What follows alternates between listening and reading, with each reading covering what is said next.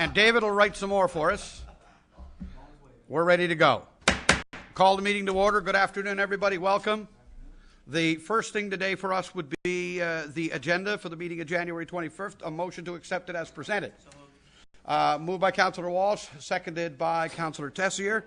I don't see any additions, certainly not on paper, beyond any that we've had. I'll call it. All in favor? Contrary minded, motion is carried.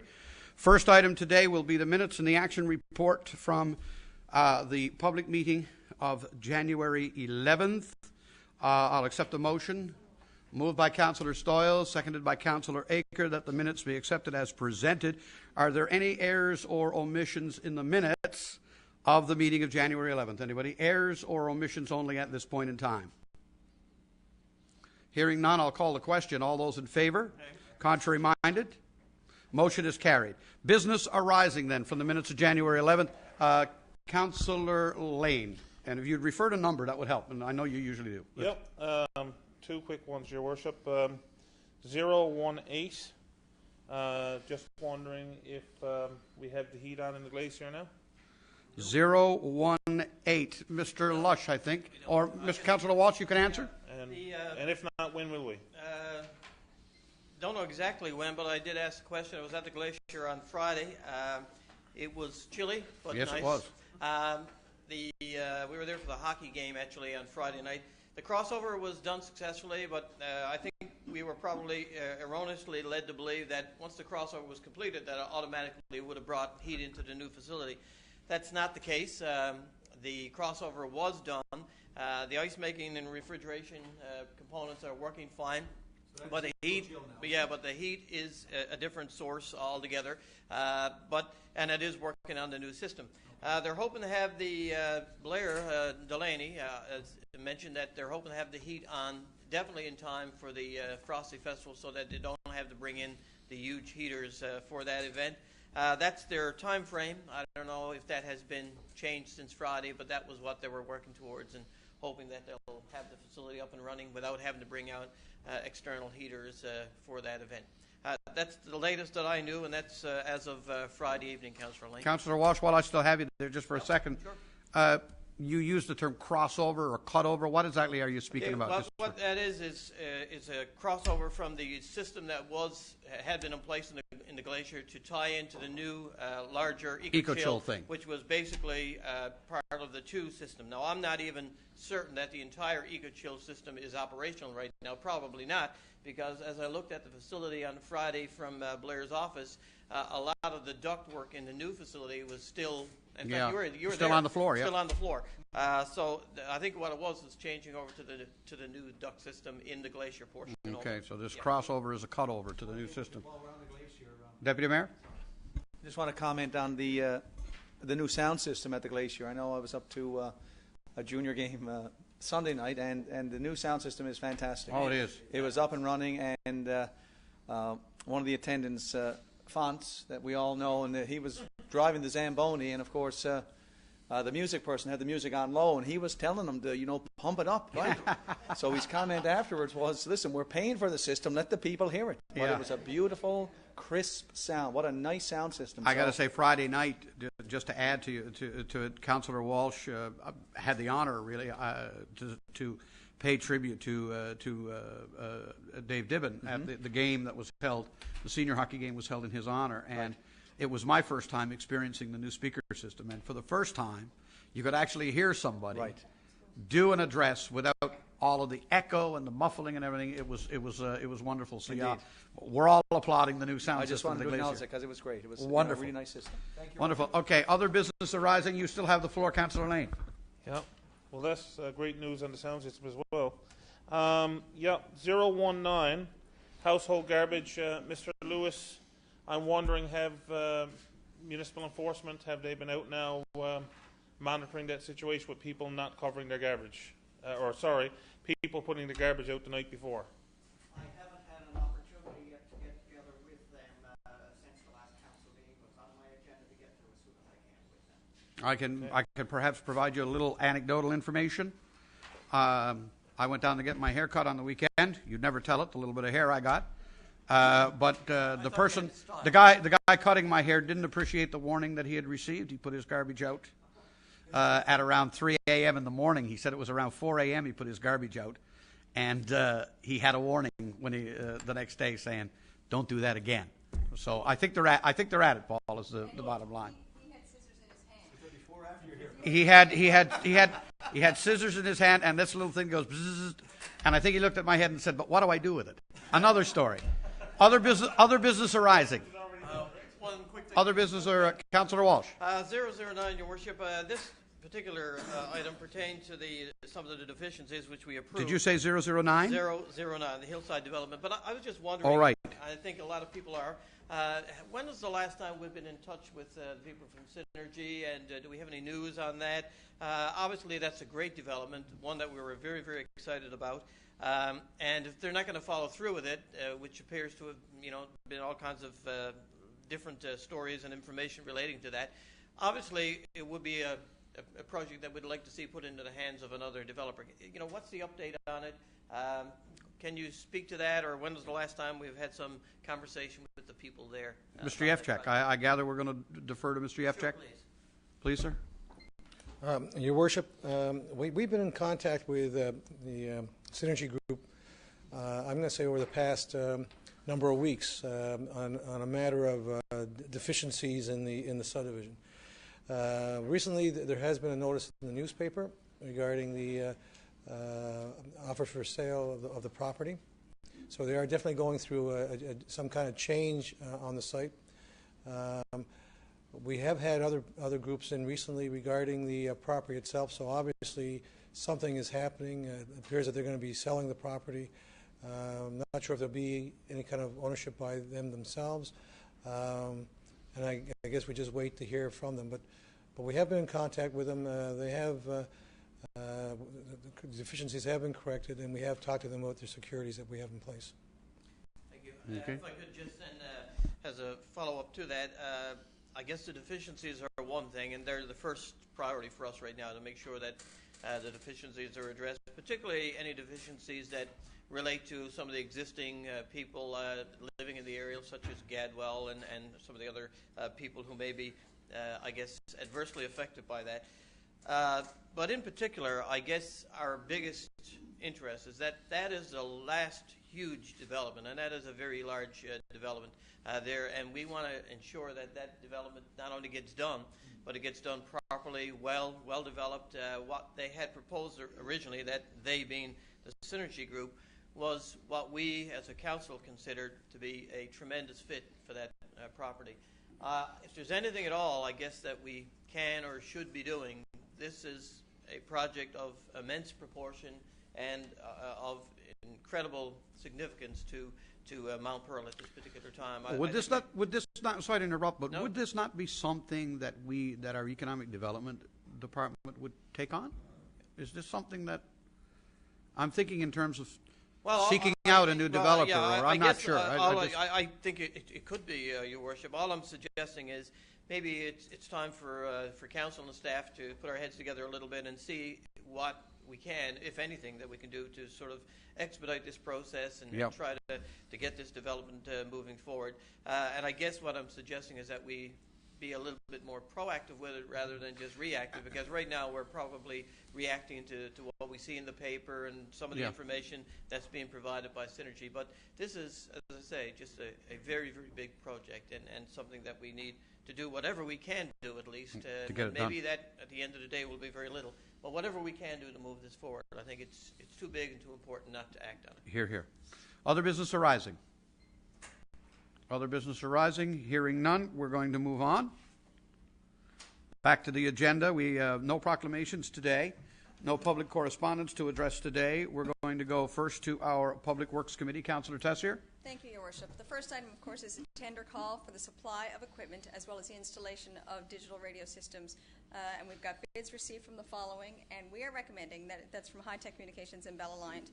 We're recommending that the tender be awarded to the lowest qualified bidder, which is High Tech Communications, for the tendered price of $118,015.84, and I so move.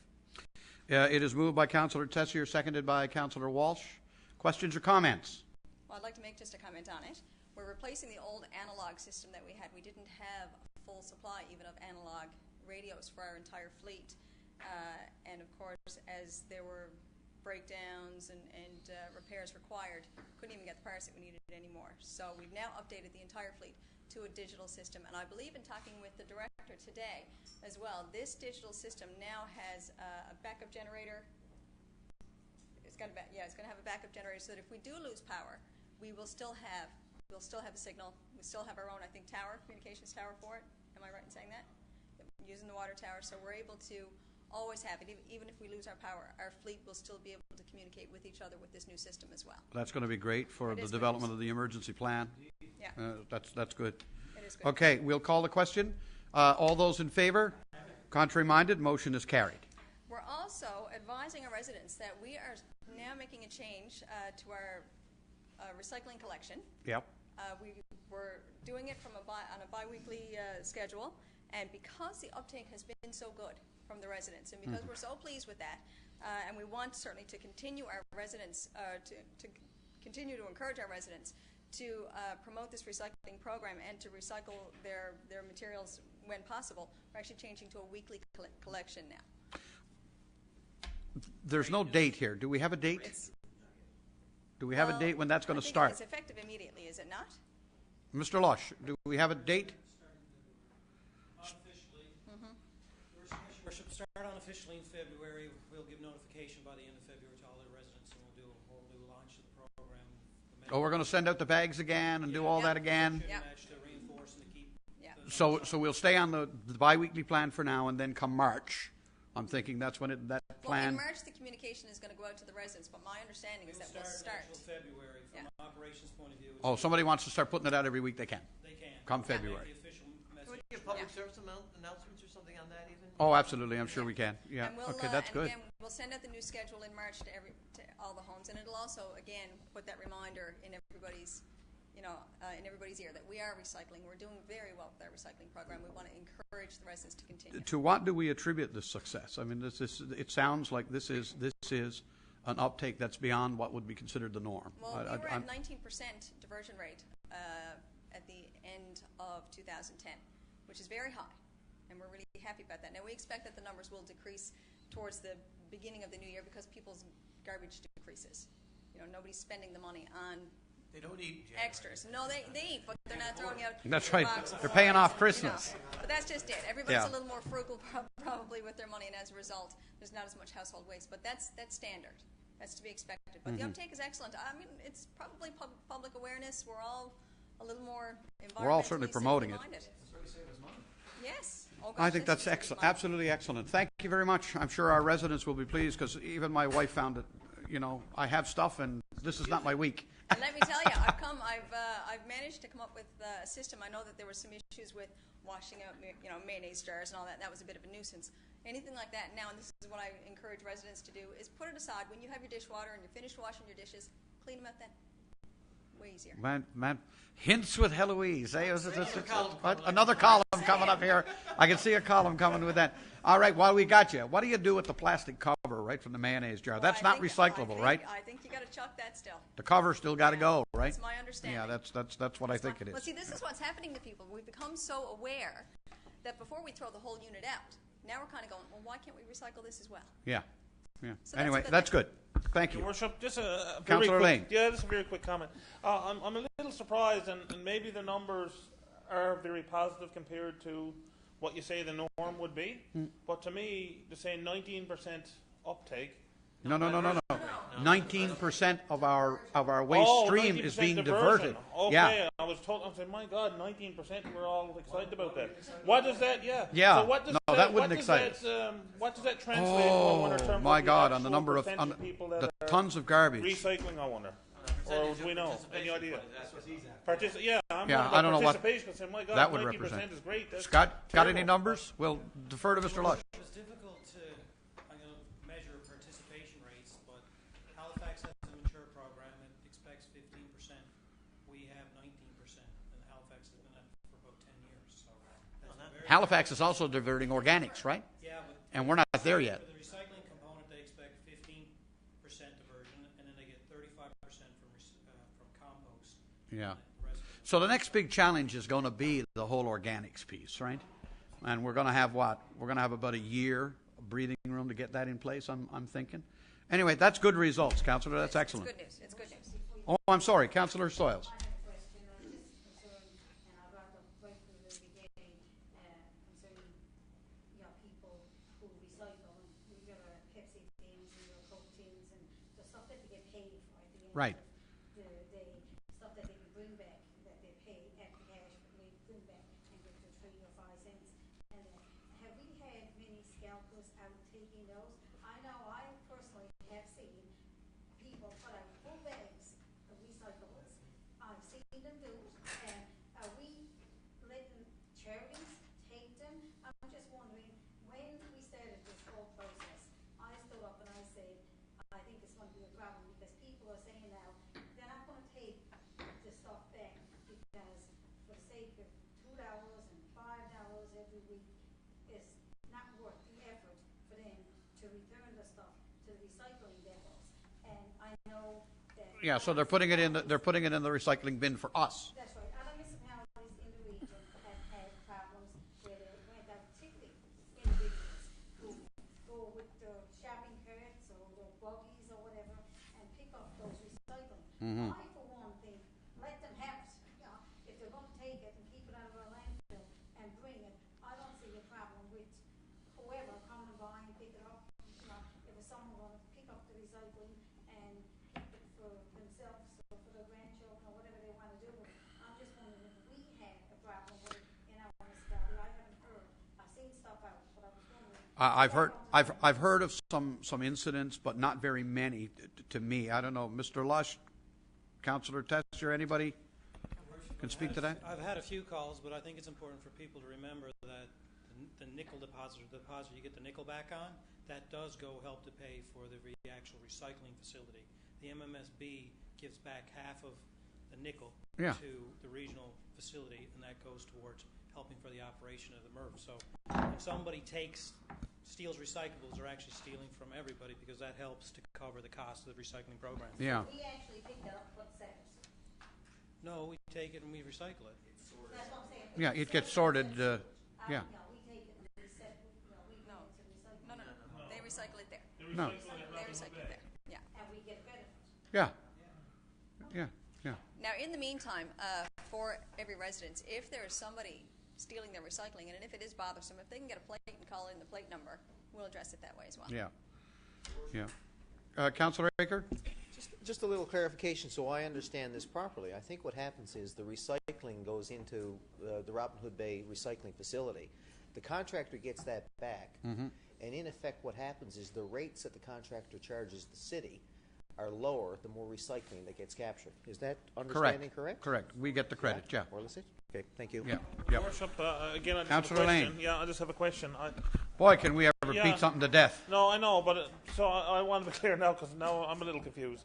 But I just want to make sure, though, that if we send recycling to Robin Hood Bay, Correct. okay, we are paying a lower tippage fee. So we're $20 paying, a so ton. we're paying $65 roughly for the that- regular garbage. for that which goes we're to the paying landfill. $20 for the recycling. Correct. So in theory, if scavengers, I know there's problems with it, because one of the issues I've heard, I've only heard a couple of issues with it with these scavengers, is that they take the bag, go to a location, pick out the stuff you get money for, and toss the rest of it into the woods. That's a real problem. Which is a real problem. Yeah.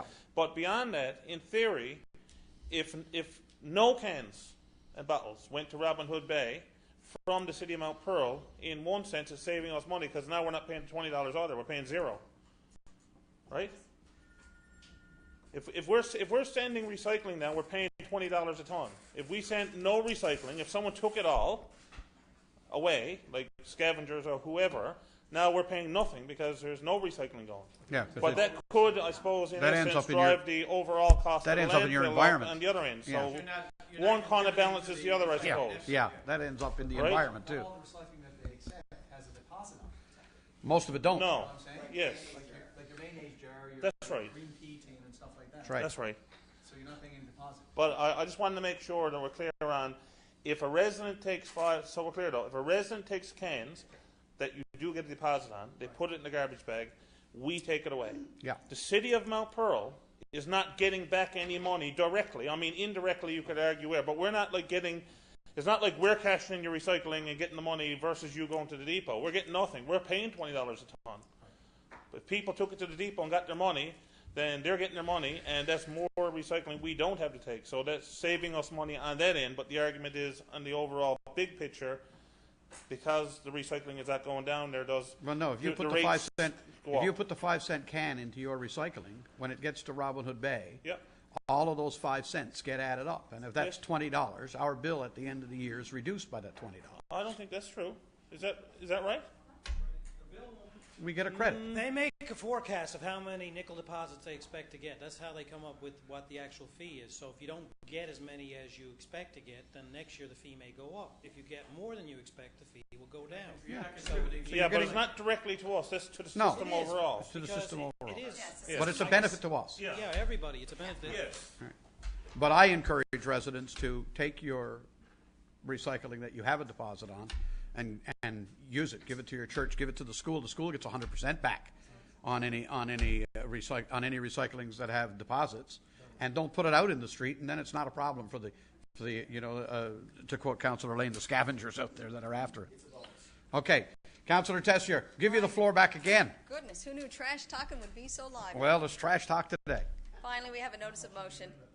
In accordance with Section 39 of the City of Mount Pearl Act and Council's public notification policy, I will, at a regular meeting of Council under the authority of Section 202 of the City of Mount Pearl Act, move an amendment to Section 5 and 18 of the Animal Control Regulations as follows. Under Section 5, fees to be paid on issue and renewal of licenses will be in accordance with the annual schedule of rates and fees approved or amended by Council. In Section 18, seizing and impounding fees shall be paid by the owners of animals that are seized or impounded or deducted from the proceeds of any sale of such animals. Animals impounded after regular work hours will be charged with costs associated with the call-out of employees after regular working hours in addition to impounding fees. Such fees will be in accordance with the annual schedule of rates and fees approved or amended by Council. And that's it for me, Your Worship. Thank you. Okay. There's questions to be asked about that, but we let it go for now. And I think you know what the question's going to be, but we'll move on. That's Public Works. We're Community Services. Councillor Walsh, if you would. Thank you, Your Worship. We're going to spend a little money as well. It's time of the year, and we did the first meeting as well after the new year. Some of the various installments that we contribute to, sometimes in 2 or 3 different payments, are, of course, these different groups and boards are looking for operational money now. So we're asking for the support of Council to release them. The first being the Arena Board of Management. The first installment for 2011 of $20,000 to the Mount Pearl Glacier Smallwood Arenas in accordance with the MOU that we have signed with them, and I ask for the support of Council for that, and I so move. Moved, seconded by Councillor Lane. Question or comment? All those in favor? Contrary-minded, motion carried. Thank you, Your Worship. The second one relates to what was Kenmount Park and is now the Mount Pearl Y. And again, the first installment of $42,051.50 for the Mount Pearl Y. And again, I ask for the leave of Council for that. Moved, seconded. All those in favor? Contrary-minded, motion carried. And before I do this one, Your Worship, we all received, I think, an email today officially acclaiming John Shea, a resident of Billard Avenue, I think, in Mount Pearl, as the new chair of Admiralty House Board of Directors. Just want to take the opportunity, if I could, to just congratulate John in my role as chair of Community Services. He's been fairly actively involved and does have a good background, a bachelor's degree from Memorial University. I think it's in archaeology, but he's had a tremendous interest and passion for the archives and museums. He's been involved, I think, on the board for a number of years, very active in even renting the facilities and utilizing the facility there. And I guess at the same time, Your Worship, it's also a good opportunity to just thank Max Harvey, who's been, I think, an incredibly good chair, very generous with his time, and I assume that at some appropriate time in the future we'll acknowledge Max's contribution to the Admiralty House Board of Directors. I agree with you. I think we should do that, and I'm not sure. We'll have to sit down and talk about how we're going to do that. Yep. But I do believe that appreciation for Max and the work that he did should be recognized by this council. And we welcome the new chair. He's very competent and known to us, and Yes, that's going to be absolutely. fine. I want to defer to the CAO for a second. Sure, He's absolutely, yeah.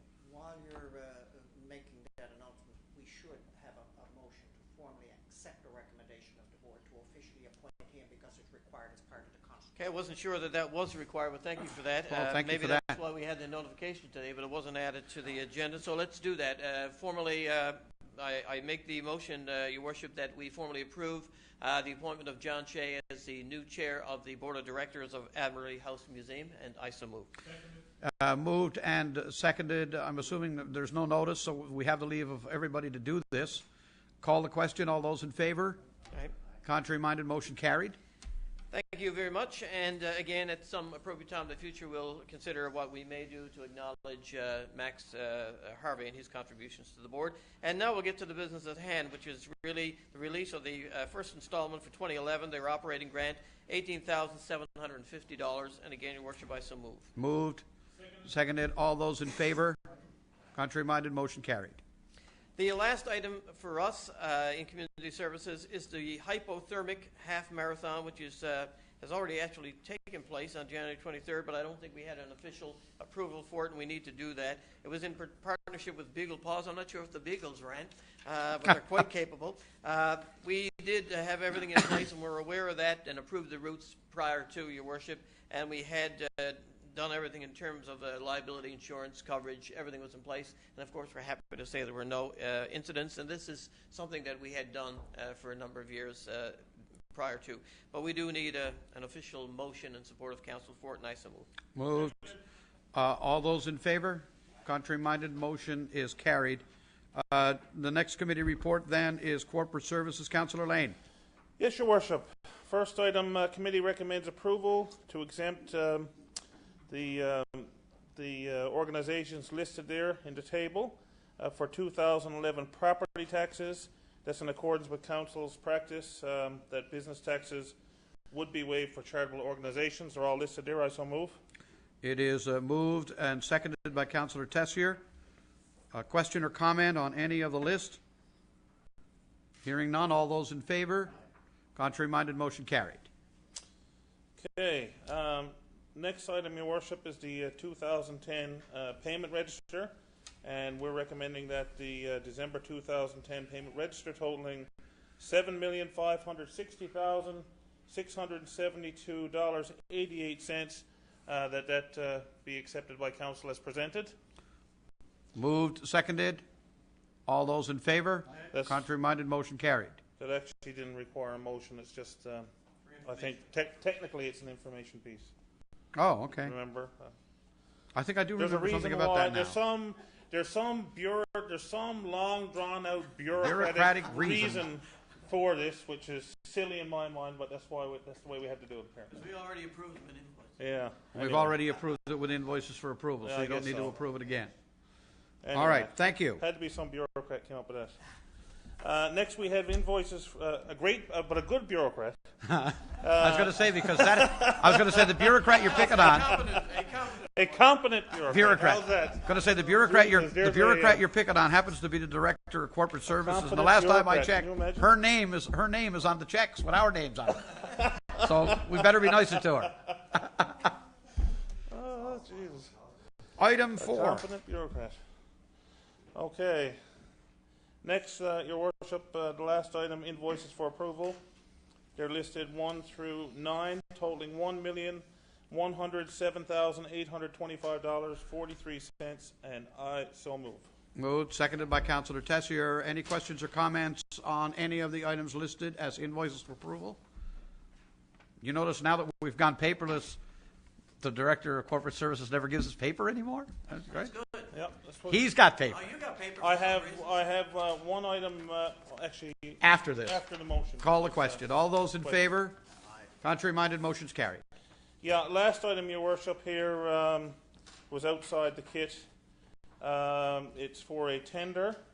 It's for a tender for a tape drive,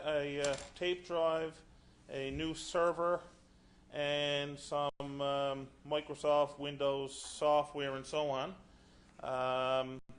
and this is necessary equipment for our IT department. It was in the budget. Yeah. I can't tell you all the details, exactly what it's all for, other than the fact that it's our people say we need it to update our systems and so on and to be current.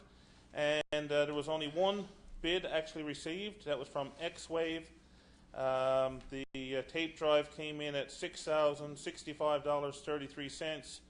The server at $31,918.20. Wow. And the Microsoft Windows software, $9,098.10. And I so move. Wow. Question, comment? Quick question, Your Worship. Councillor Aker? Just curious, there's only one bidder. Was that within the estimate that was done internally by the city before we did the tender? Yeah, thank you. Yeah. All those in favor? Contrary minded, motion carried. That concludes corporate services. Moving on to Engineering Services Committee, Councillor Aker. Thank you, Your Worship. One housekeeping item, basically is an indenture document between the City of Mount Pearl and Newfoundland Power, and this pertains to an easement required for the Brookfield Plains subdivision. As you know, that's the subdivision in St. John's that borders the City of Mount Pearl. The easement basically is to facilitate power to the subdivision. As I understand it, the poles are all located within the property owner's boundary. That would be the individual owners of the lots in that. And they need a little bit of a buffer in the City of Mount Pearl, and we're only happy to oblige them. I talked to Director Lush about whether this might interfere with our ability to put parking or expand our softball fields or our soccer fields, and he assures me that regardless, none of these structures or a parking lot, for example, would really touch up to the back properties of any of the houses in Brookfield Plains. So I'm prepared to recommend that the indenture document be approved for signature, and I so move.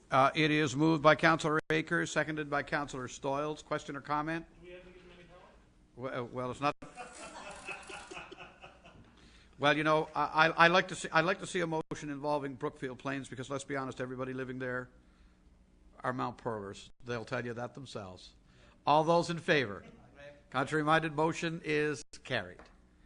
And that's the only item you had, Councillor Aker? Yes, thank you. For today, we're moving on to planning and land use. Deputy Mayor, floor is yours. Thank you, Your Worship. The first item here is a proposed amendment to our fence regulations to include hedges under these particular regulations. Right, as a type of fence. Yep. And as we said, we discussed this back in December. Hedges are not currently considered, a fence, but over time we've had complaints, concerns, where hedges have been planted and have grown, and as a result have caused safety issues and nuisances and stuff like that. So this new amendment here will include a hedge as a part of the fence under the fence regulations. So the details are outlined there, and we're recommending that we accept the amendments as presented, which reads basically the regulations would stay the same, and the piece to be included is and shall include hedges, shrubs, landscaping features which are used for these purposes. Again, the whole purpose of fencing, in particular on your front lawn, we don't permit fencing now because visual obstruction and safety hazards and stuff like that. So people have gone ahead and planted hedges, and they've grown to the point in some cases where it makes it difficult for both pedestrians and drivers of vehicles to turn in and out of some of the roads there. So that was basically the thrust behind this, that we include the hedges as a part of the fences there. So I move that we accept the amendment as presented here. It is moved by the Deputy Mayor, seconded by Councillor Aker. Councillor Stoyles. Thank you, Your Worship. I certainly support what council is looking at doing, but my concern is some people, I guess we're going to grandfather in some of the, because there is an awful lot of people, in areas of Mount Pearl that have hedges that are not a problem, that don't cause any problems. I actually was one of the councillors that brought one of the hedges to council because it was the site, we had a number of concerns about the site, and it was certainly dangerous for the hedge to stay in that area. But I certainly have a concern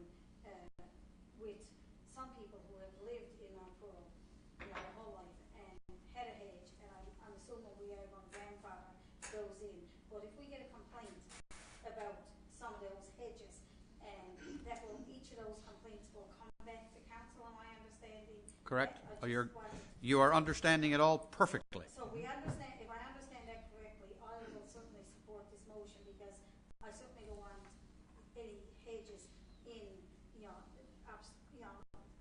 being a problem for traffic sites and things like that. But I certainly wouldn't want us to be asking people to take hedges down just for the sake of taking them down. But the hedges is going to be grandfathered in, and I don't have. No new ones will be allowed. No new ones will be allowed, and I have absolutely no problem with that. No new ones because we don't want front yard fences anywhere in the city for obvious reasons.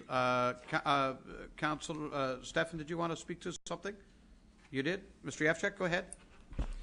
Your Worship, the way the regulations are structured, if a hedge becomes an obstruction or problematic and we do receive a complaint, we would have to go and enforce the regulations. That would include those hedges and so on that have been there before. And likewise, the complaints that we have received in recent times, and those hedges have been there for a number of years. It's just a matter of they've now become problematic. Yes. So these regulations would address those kind of situations. I don't think it'd be fair to say that all hedges that exist right now prior to these regulations coming into effect would be grandfathered in. If there's a problem, then we have to deal with them. I think, though, Councillor Stoyles actually meant, those that are not at the moment constituting any kind of a problem. We're not going out and order people to remove those hedges. That's right, Your Worship. That's. I was asking, but I know we have two ongoing. One in Pacific that we have gone to the resident and told them that we've asked them to take it down. We give them written notice, and I guess because of the time of the year, we were waiting, I guess, for the right weather and everything, and I guess in April or May, whenever the snow was down, to have that one Pacific hedge taken down, and another one would be had complaints about, but and it was on our right away also. But I just want to make sure that people who have hedges up, not to hear this evening and think that they're not allowed to have their hedges anymore. I just wanted the people to be, assured. I know there's a number of them that I know is being well looked after, being well maintained, and it's not a site problem. Okay. And those hedges will still be allowed to remain on people's properties. Thank you. I'll call the question then. All those in favour? Contrary minded? Motion is carried. Thank you, Your Worship. The next item here has to do with an application for the conversion of a residential to a commercial property on 872 Topsail Road. And this particular property was brought forward to council late last year, whereby they applied for a home-based business. But this one is somewhat different, and now they're actually applying to convert the resident to a commercial property. But as is outlined there in the report, the subject property does not meet the minimum 30-metre frontage standard that's required for a commercial lot in the mixed development land use zone, and even the 10% variance request could not be applied here. So the front lottage would still be deficient. So as such, the committee is recommending refusal of the application by CJ Enterprises Newfoundland Labrador Limited for the conversion of the property at 872 Topsail Road from a residential to a commercial use, as the proposal, as I said, doesn't meet the minimum frontage requirements. Not even with the variance can it make. Not even with the variance, and I so move. Moved, seconded. Questions? Councillor Walsh. More an observation, Your Worship. This is the second time, as the Deputy Mayor suggested, they've come to us. The first was they were looking for significant changes to the building and a sunroom added and all of that sort of thing. I don't know if these people bought this property on the speculation that they'd be able to convert it, but if they are, they're mistaken on two accounts. First of all, you're absolutely correct, and obviously council is doing the correct thing in turning this down based on the frontage. But if you look at the location of this property, just access and egress alone, unless you were actually able to combine 2 or 3 large properties and move that a little further west or a little further east, I mean, that's one difficult place to get out of, right at the intersection of Topsail Road and Black Marsh Road. And I feel badly if they bought it on speculation and hoped to turn it into commercial, but at the same time it would have been very, very foolhardy of them to do that, because that really doesn't meet even our minimum standards, not even eligible for the 10% variance. And for me, as much a concern as the frontage would be the parking or the access and the egress there. I mean, that's really dangerous, especially if you're leaving that property and you're planning to go east.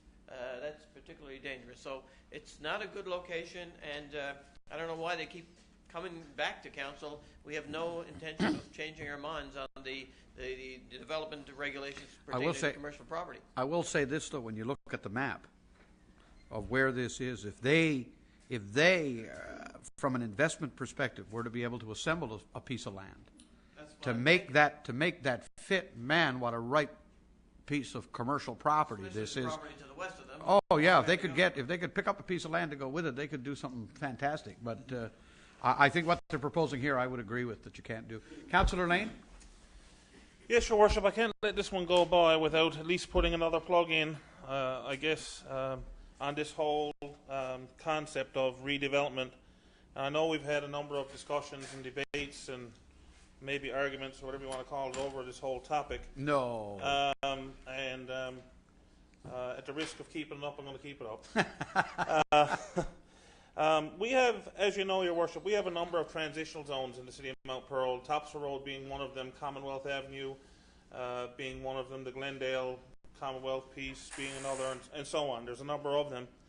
And, you know, I know we've gotten into, to some degree, about this whole debate about, you know, some municipalities, particularly larger ones, that have the financial wherewithal or getting into land banking and so on.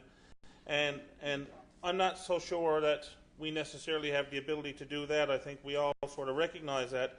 But I'm wondering, you know, is there something that our planning department can be looking at in terms of maybe incentives or something? Because I see these properties. We have a number of areas, say along Topsail Road, where there's a number of houses which currently exist. Now, based on our regulations, as I understand them, if there was that extra few feet of frontage or whatever, which there may be properties or there may not along Topsail Road now that it would sort of fit, then we're going to end up with basically a house with a sign on the front of it. Now, we're going to require it's going to have to be brought up to building code and so on, so the inside is going to have some changes perhaps, and maybe, you know, wheelchair accessible and whatever the case might be. They may put some new siding on it and so on. But at the end of the day, you're basically got a house, is what you have, with a sign on the front of it, and now it's going to be a business. And I can see, you know, where you have a lot of valuable land along there, and if you allowed one here, and then say 3 or 4 houses down, you allowed another one.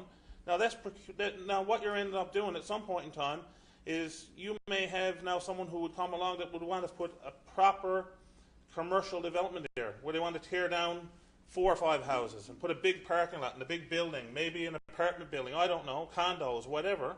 And now it's all fooled up because on both ends now you got a little small business here and a little one here, which is screwing up the whole larger block of land. And I think, you know, like there was a vision, for example, under the Centennial Square, there was a vision at one point in time for the Park Avenue area. And nothing against the businesses or the places that are there, but we've had a couple of situations now where you have a house turn into a business and then you have another one a few doors down. That whole vision for that area with that large condos and so on is now lost, and it'll be forever lost now, because once a new business has gone in there, I would think chances are they're probably going to stay. They've made investments. Certainly going to be a lot more expensive to change it. So I don't know if there's something that we could be doing along these transition areas, like Topsail Road. Maybe we look at incentives. You know, maybe we put it out there. Listen, if you buy 2 houses, here's what we're going to do. If you buy 4 houses and tear them all down to put a proper building, maybe there's, you know, taxation incentives that can be done, allowing to go multi-story, waiving of some permit fees. I don't know, but I mean, some incentives that we can look at to try to encourage proper commercial development as opposed to just reconverting a house. Maybe the into chair a of the business. corporate, maybe the chair of the Corporate Services Committee could look at it and make a recommendation to planning. I have no problem. Listen, I've made lots of recommendations. I have no problem making more, but I think it does need to go to staff to look at things that are being done in other places. And it doesn't necessarily involve land banking. I know, but I know that the minimum of the 100-foot frontage, which is now the law, is designed to avoid the kind of, for the want of a word, I'll say checkerboard commercial developments that you're talking about, where people are just converting small houses and doing. That's why this recommendation you would agree with, right? We're turning this down. I agree with that. Maybe the 100-foot is not enough. I don't know. It's worth exploring. But as it relates to this particular issue at the moment, are there any final comment before we call the question? Your Worship, I agree with that one. My fear is, though, if we don't look at the bigger picture, there'll be another one next week that will just make it, will just fit. And then once that's there, and if you approve one here and one over there, all of a sudden you fooled up the entire larger block. That's all. Hear you. First the CAO, then Mr. Yevchek. Council may be aware we're involved in a strategic strategy. With the economic development right now. Development strategy, and one of the things that I know I did make a point to ask the consultants to address is this whole transition area. So when we receive that, I think that'd be an appropriate time for council and staff to look at that overall area and address some of the concerns, and hopefully something positive can come out of that. Yeah. Council Yeah. deal It's with a legitimate, to initiate that discussion, I think is appropriate. Councillor is right. Mr. Yevchek? Your Worship, just to follow a comment you made, thread on the comment you made. At one time, the policy and regulations did not have any minimum lot size in terms of frontages for these buildings. We did have a number of developments that were basically residential lots, and not only along Topsail Road, but also Commonwealth Avenue that basically got converted. And I think Council is aware of a few of those. Yeah. Council, in the earlier days, decided to then put in minimum lot size, lot frontage requirements that would really create what would they would say a minimum commercial lot size, not maximum, but commercial. At 30-meter lot size, 100-foot lot frontage, that was part of that discussion. That doesn't preclude someone from having a larger lot, but certainly that's the minimum. As we're moving, and we are transitioning over time, and development takes time in some cases, especially in areas that you're converting and transitioning. It's obviously at this stage we're at a stage now where council is looking at more comprehensive approach to developing land in these areas, and as Councillor Lane has mentioned, maybe looking at the idea of incentives. I think the new municipal plan, when that comes forward, it has commentary about that and supported by, as Mr. Lewis, our Chief Administrative Officer, said, as well as the economic development strategy. Mm-hmm. So I think the thinking is there. I think just give a bit more time, and there'll be a much bigger discussion by council. We're on the road. Yes, sir. Okay. I'm going to call the question at this moment. All those in favor? Does anybody even remember the motion? I hope so. Okay. CJ, and next item. All right, thank you, Your Worship. The next item here is an application from Jordan Construction. It's a non-conforming use application for 37 Commonwealth Avenue. And essentially they're requesting to add approximately 20 feet to the length of an existing building there. And their proposed use for this extended building is for warehouse purposes. In addition to the extending of this, they also are proposing to remove grass and gravel at the rear of the property and to put up a 6-foot chain link fence of the warehouse and remove a smaller shed there. This property is within the commercial general land use zone and is identified as a non-conforming use within this particular zone. The proposed warehouse extension is neither permitted nor discretionary use in this particular zone.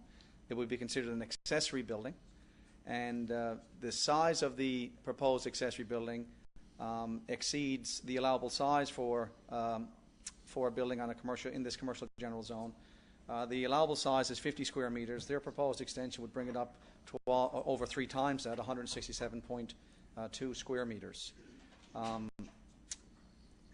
Jump ahead here.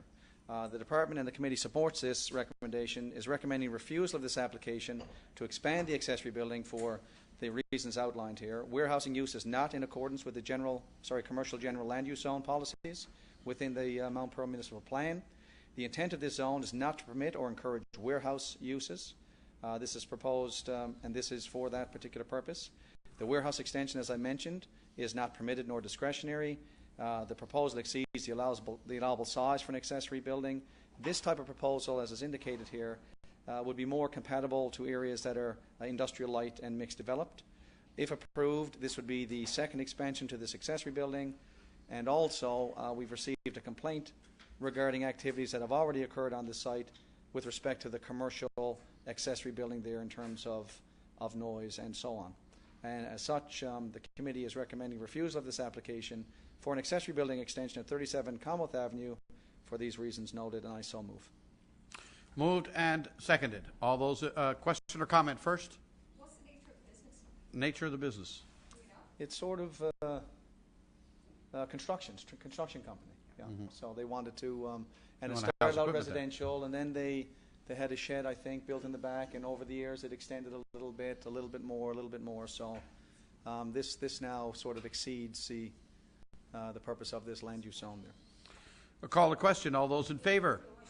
Oh, I'm sorry, Councillor Stiles? There's business there right now, right? Yes. That's the business, and Yes. they want an extra shed. That's Yes. And they want to expand. Want Want to extend it. expand, yeah. Expand the one that they had there. Yeah. All those in favor? Contrary minded? Motion is carried.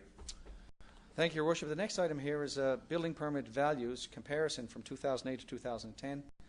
At our last meeting, we mentioned about we added 2 more categories here to give a truer reflection to the permit values and the amount of work that's actually taking place within the city. The 2 categories that are added there are municipal works and subdivisions. So as you can see from 2008, where the total for these 4 categories, commercial, residential, municipal works, and subdivisions were 54.156 million, and in 2010, $74,834,910. So this is an FYI here, just to show the comparison. I think someone asked. I think it may have been Councillor Aker that requested this comparison here. So it'll give you an idea. Put a 65% increase here. Indeed. So I mean, there's a lot of work being done in this city here. You know? Subdivisions were always included in the commercial. I don't think they were included. Is that no? And that's fine. Mr. Yefchek can speak to that, Your Worship. Your Worship, the what's happened in the past is that we actually had 3 categories: commercial, residential, and civil works. And civil works really related to subdivision development activity. The water and sewer the developer puts into a subdivision, and then eventually that got transferred to the city as part of the city's water and sewer and public roads. In looking at this, what we have done in conjunction with the Department of Infrastructure and Public Works, we've taken a look at that, and we've actually missed a large proportion of construction value in the city, and that really relates to what our municipal works are. And these are things like our own roads that we put money towards, and like Park Avenue upgrading. That was Right. never a part of it. Yet there is a major construction estimate related to that. So in future, we are going now with actually 4 categories: commercial, residential, municipal works, which would be the roads and things like the Glacier expansion, those kind of buildings, and then the subdivisions, which used to be our old civil works, the private water and sewer services for subdivisions that got transferred to us afterwards. Okay. That's good. Thank you very much. Okay, Deputy next Mayor. item is a notice of motion here. In accordance with Section 39 of the City of Mount Pearl Act 1988, take notice that I will, at a regular meeting of Council, move an amendment to the text of the Mount Pearl Building Regulations 2010 that, if enacted, will amend Sections 49, 50, 51, and 52 as follows.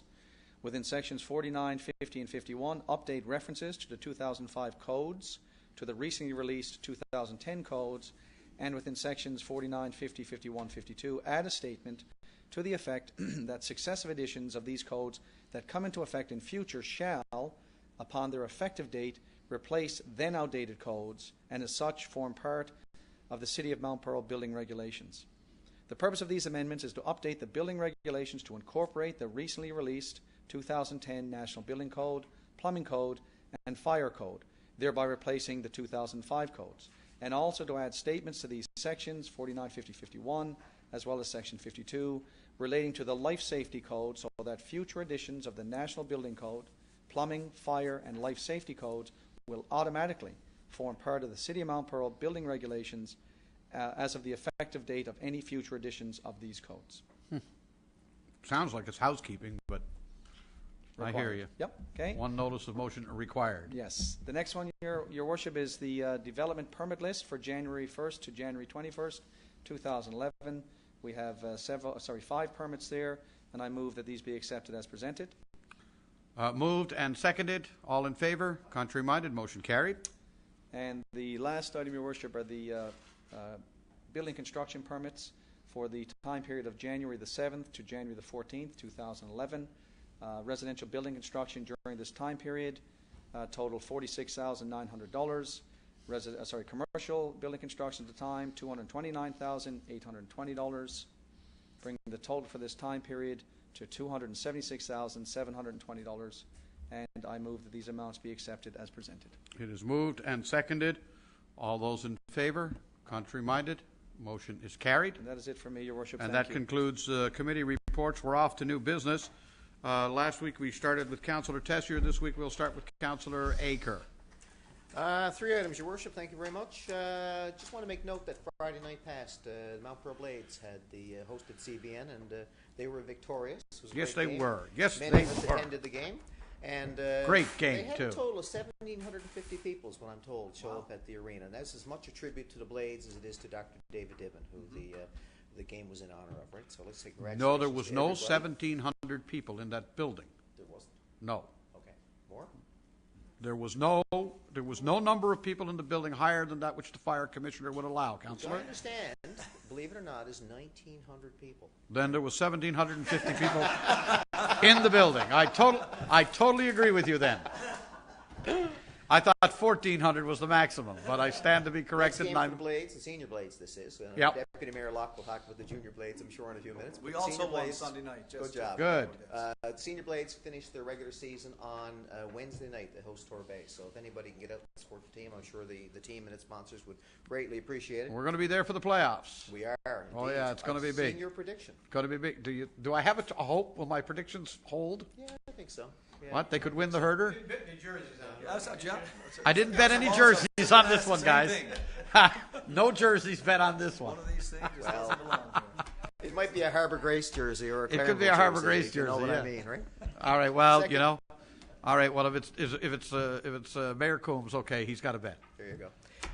Second item, Your Worship, is the Frosty Festival. Starts up February 4th. There was a news conference last week to kick it all off. And, Yep. I got to do his committee report stuff. yeah. Well, I'll pass this off. More details to follow from Councillor Walsh, but we look forward to Frosty Festival, and hopefully it'll be a nice break from the winter. Yeah. You can have the chair. All right. The final thing is I'd like to also welcome Engineering stuff that I can do. well, your committee. You see, your committee is probably one of the busiest in the city, right? Oh, there you go. Let me Engineering, do you know, it then. right? You know? Well, I'm going to invite. Let me do it, yeah. I'm going to invite the CAO at some point here to do a welcome for our newest Yes, director. and I just want on a personal note to say welcome to Brian Shimarny as our new director. of He's going to Human let us Services. know who the hell this strange guy is. He'll introduce him shortly. So welcome, Brian, and Gerard, you'll get the honor in a few minutes. Thank you, Your Worship. Councillor Walsh. Oh, no, ditto. Did all he's been reading. I'm only serious, Councillor. He's been reading your notes, has He's he? been reading my notes, yeah. No, that's fine. I just want to, I do have somebody new to work with, but I'll leave the official greeting to the CAO, but welcome, Brian. And it's going to be my pleasure to work with you as Chair of Community Services. You are going to be a busy man, I can tell you. You've probably already got some transition of the files, and there are many. And they're not light files. There are some fairly heavy files that are ongoing there. So it will be, I guarantee you, baptism by fire.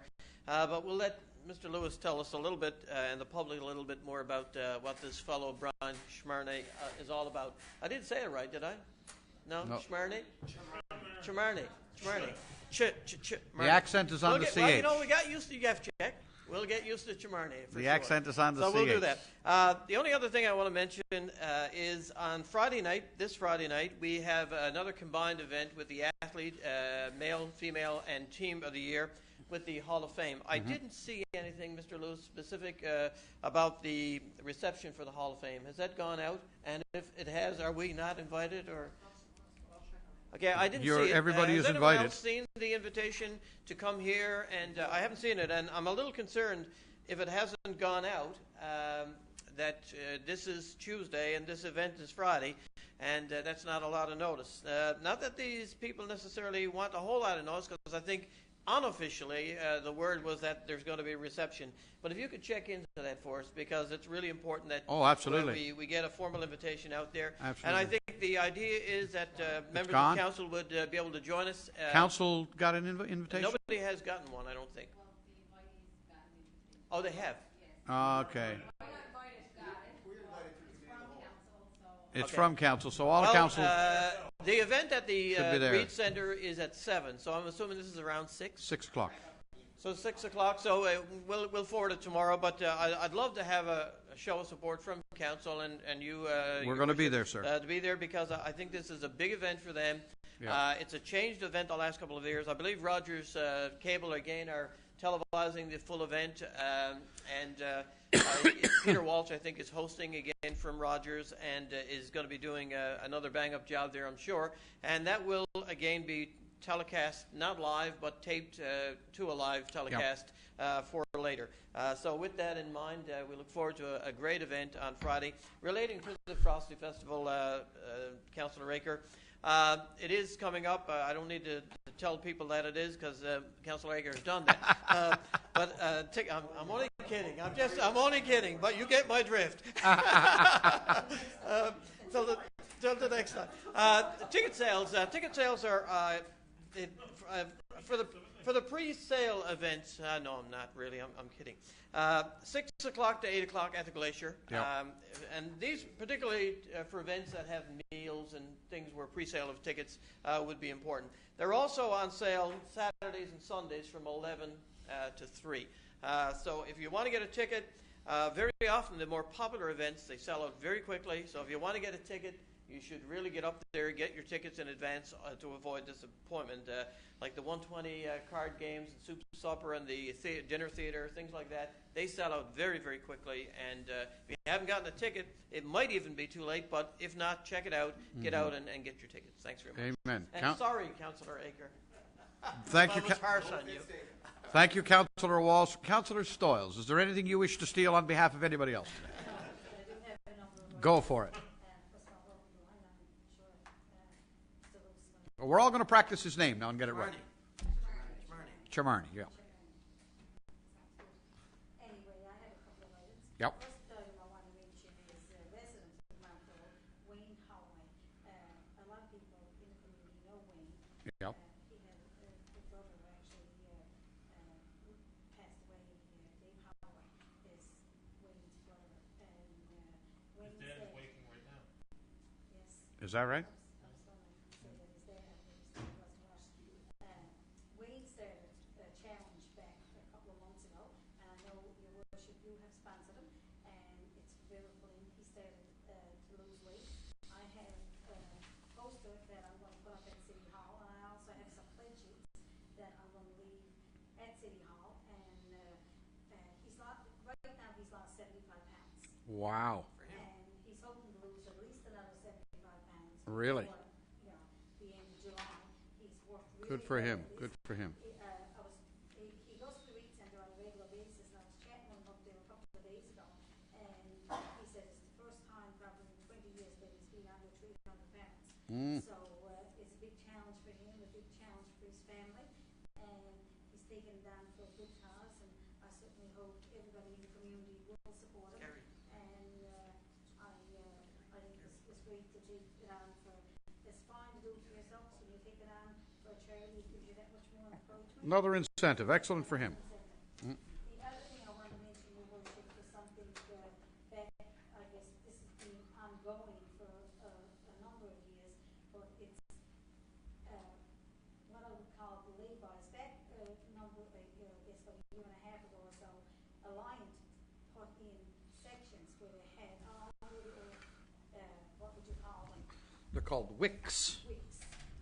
A walk-in closet is what it stands for. Or cabinet. And repair and do works to our phone lines and make it new hookups of your table and everything. And past couple of days, and since we've gotten the snow, I've received a number of calls, but I witnessed it myself this morning firsthand when I left my street on Beaver Drive to go out on Richard Nolan Drive. The line truck was right, it was parking out of the way, but it was right on the sidewalk. It was certainly, you couldn't see down the street if you were going left on Richard Owen Drive and Campbell Avenue, it certainly would, you wouldn't see any cars coming. A visual barrier. Visual barrier was certainly there. We've had a problem with the piano plans and different things over the past number of years, and we've had them here and we've written them letters. And this specific issue, I know when Ken Bartlett was here, he had dealt with them and had a number of conversations with them. And it's really, really dangerous coming out of the street and not being able to see the traffic coming towards you, especially if you're going cutting line. And I certainly would like to have a table here today and for our MEOs and for our police to be looking out for, because it certainly is dangerous. I did report this morning and I had received a couple of complaints last week since we had the snow, and I certainly hope that it's being looked into. Okay, thank you. Moving along, Deputy Mayor. I just want to give Your Worship. This past Saturday night, the Mount Pearl Minor Hockey Association hosted their appreciation night, and I was there on behalf of council to bring greetings. It was I know Councillor Aker was there as a coach in the system.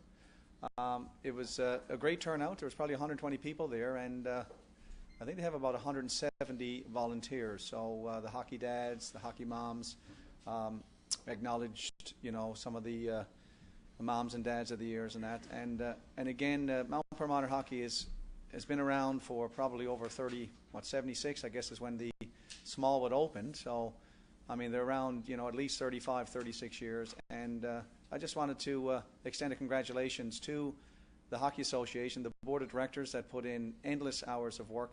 And, of course, what makes the association such a success is all the tireless efforts of the volunteers here. So I just wanted to acknowledge the people here tonight, Your Worship. Thank you. All right, thank you very much. Councillor Lane.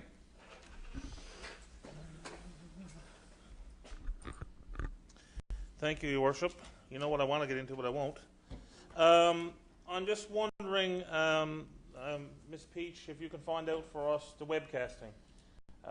If we can have an update on what kind of uptake we're getting on it, because I know that the last time we checked it was fairly low, and this is something we've done. We're actually the only municipality in the province that webcasts our meetings. We did it so that residents would be able to be open and accountable, so residents could watch our meetings, the comfort of their own home. And I know we never had a great uptake on it, so I'm just wondering if we did try to advertise. We talked about every opportunity we did to put it in our our tax bills and Mount Pearl Matters and so on. But I'm wondering if we could just get an update for maybe the next meeting as to where we're to on that. The only other point I want to raise is, again, the snow is down now, and I did get one call. I don't know if any other member of council did, about snowmobiles again. It was the first call I got so far this year. But again, a reminder to everybody that it is illegal to operate snowmobiles in the city of Mount Pearl. This particular one, I think, was in your neck of the woods again, Councillor Walsh, down around the back of Westminster, down by the park, the playground, the tennis courts and stuff. And I think what's happening is people leave and they go around, and then they try to cross over the highway and go up into the woods and so on. But the reality of it is that if you want to do that, you're going to put your skidoo on a trailer and drive across the other side of the highway and take it off and use it. You can't use city streets and playgrounds to do it. That's it, Your Worship. Thank you. Okay, thank you very much, Councillor Lane. Councillor Tessier. Yes, one brief item, Your Worship. Just before Christmas, a member of our Canadian Forces who's from Mount Pearl returned home safe and sound, and I was talking with his mom, and she was saying how, sometimes, we recognize our service members when there's an event or when something happens, but sometimes just the fact that they get to come home from overseas safe and sound is something that we should celebrate. So Corporal Kyle Perrell from Mount Pearl is home after serving duty as a gunner overseas. The interesting part of this is that Kyle is 19, and he's already done something so significant for his country, and again is a Mount Pearl resident. So I guess on behalf of Council and the residents of Mount Pearl, I want to thank him for his service and welcome him home safe and sound. And that's it. Okay, thank you very much. One little item, I suppose I'll just pass it on as information. I think everybody may know it. City of Mount Pearl continues, like the City of St. John's, to have to deal with the fact that there's a public transit strike Metrobus, it was announced this afternoon, will be doing their chit sale again with local taxi companies in their area. And I'm just going to report to council that no direct talks have been scheduled. So we're going into week number 13 of that. There is now no doubt. And the strike continues with no movement on either side. It is very disappointing. All we can do, of course, we're only customers to it. We really can't involve ourselves other than to continue to do as we've done, I think, in the past. And that's urge both sides to try and come to a swift settlement if they can. There are people in the region who need the service. But I just thought I'd pass on that information to council. Before we actually adjourn the meeting, I'm going to invite the CAO, if you would, Mr. Lewis. Tell us about this young man you've got sitting next to you. Well, on behalf of our senior management team and council, I'd like to welcome Brian Shimarny to our city. He's not as half as excited as I am to see him arrive, because since our former director has left, I've been carrying the dual load, so welcome, and I'm willing to pass it over very quickly.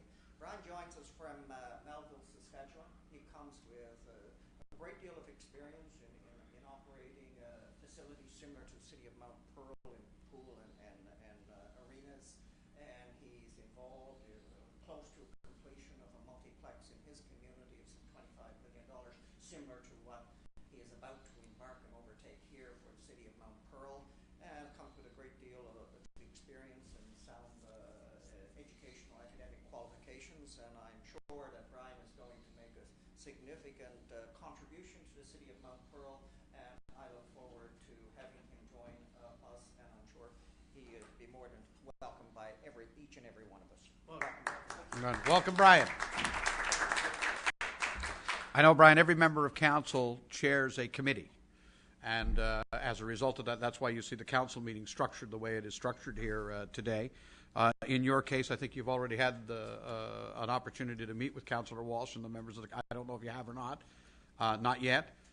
You'll have the opportunity to spend the next little while working with them. The challenges in front of you, I can assure you, Brian, are going to be many. Mount Pearl is not a town that sits on its laurels. This is a city that's moving all the time. We look forward to having you on the team. Welcome. And I understand you're single, so we can try and get you married off. A lot of guys end up marrying nice Newfoundland girls, and you could get lucky. You could find a nice one. Enough of that. And of course, we want to say hello to Dave down there. Dave is with the Telegram. Dave Bartlett. He's going to be covering the municipal beat, I think, generally for the Telegram, so we're going to be seeing him from time to time here.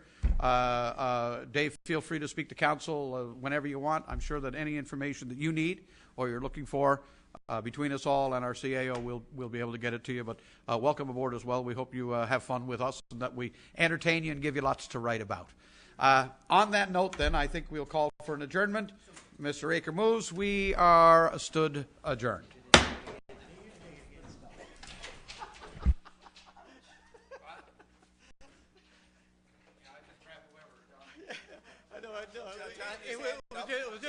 It was just funny. I said, there's some moving here. He said, your council. I said, geez, he didn't take it again.